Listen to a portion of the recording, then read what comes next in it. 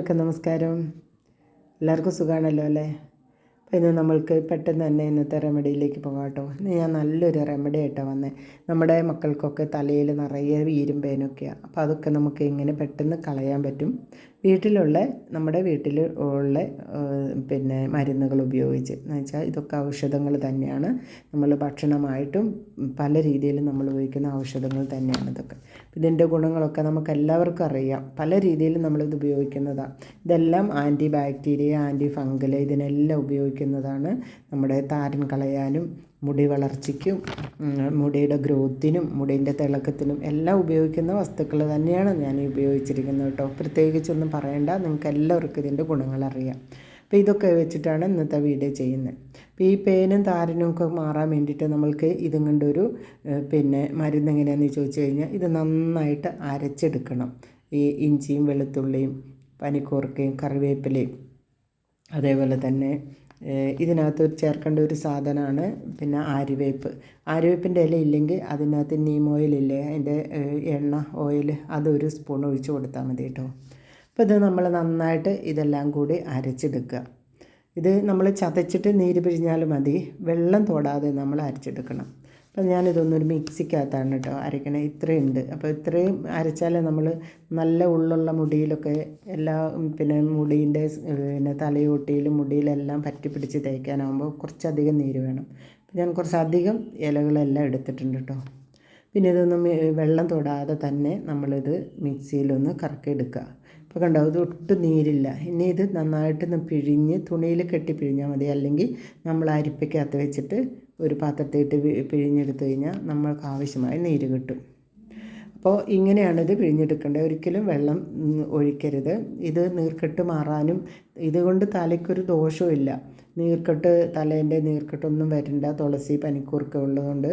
അപ്പോൾ അതുകൊണ്ട് നമ്മൾ നീർക്കെട്ട് വരുമെന്ന് പേടിക്കണ്ട.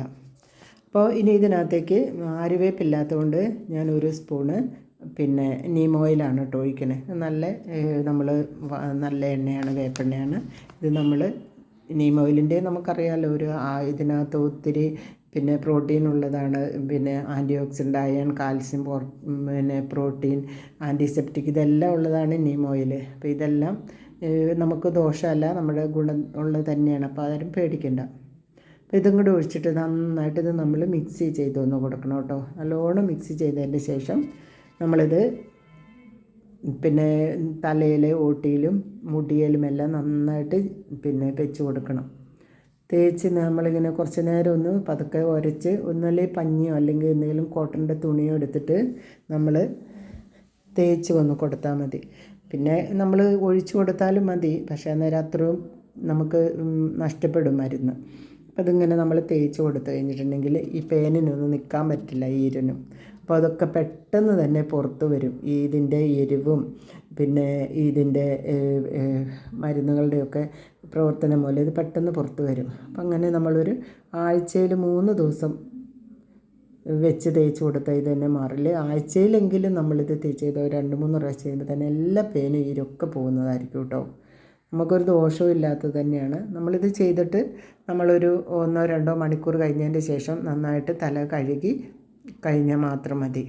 അപ്പോൾ ഈ കുറച്ച് പേനൊക്കെ ഉള്ളവരൊക്കെ ആകുമ്പോൾ നമ്മളിതിങ്ങനെ 2 മണിക്കൂർ കഴിയുമ്പോൾ കഴുകിക്കളാം, അല്ലെങ്കിൽ രാത്രിക്ക് തേച്ചിട്ട് രാവിലെ കഴുകി കഴിയുന്നവരുമുണ്ട്.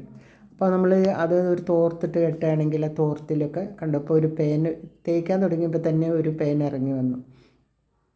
ഇത്രയും പേനുള്ള തലയായതുകൊണ്ട് തന്നെ. അപ്പോൾ ഇങ്ങനെ എല്ലാ പേനുകളും പോകാൻ നല്ലൊരു റെമഡിയാണ് കേട്ടോ ഇത്. നിങ്ങളെല്ലാവരും ഒന്ന് ചെയ്ത് നോക്കാം. നമ്മുടെ വീട്ടിലുള്ള വസ്തുക്കൾ തന്നെ മതിയല്ലോ, ധാരാളമായിട്ട് എല്ലാ വീട്ടിലും ഉണ്ടാവുന്നതാണ്.